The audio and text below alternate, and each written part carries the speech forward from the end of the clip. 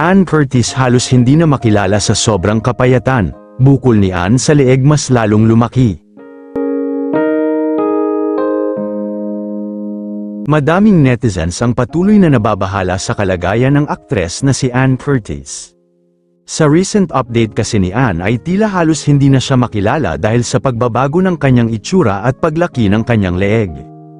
Habang sumasayaw kasi si Ann Curtis sa latest TikTok video nito ay napansin ng madami na mas lalong bumaba ang timbang ni Ann at kitang-kita na raw ang pagbabago sa kanyang leeg.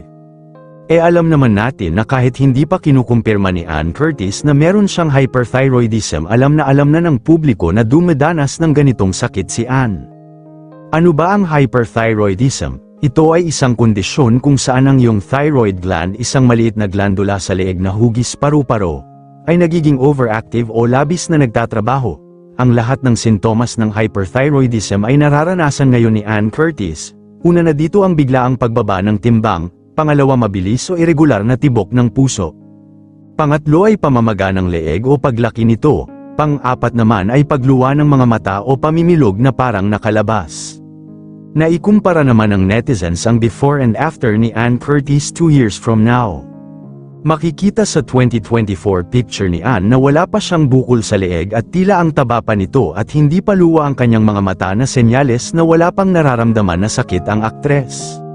Sa 2026 picture naman ni Ann ay makikita na namamaga na ang kanyang leeg at luwa na ang mga mata at mas lalo itong patuloy na pumapayat. Kapag kasi meron kang hyperthyroidism ay mabilis ang metabolism mo at kahit malakas kang kumain ay talagang papayat ka at hindi mo ito makokontrol. Humiling naman ang mga fans ni Ann Curtis ng panalangin sa aktres upang tuluyan na sanang gumaling siya at tuluyan na sanang lumiit ang kanyang leeg.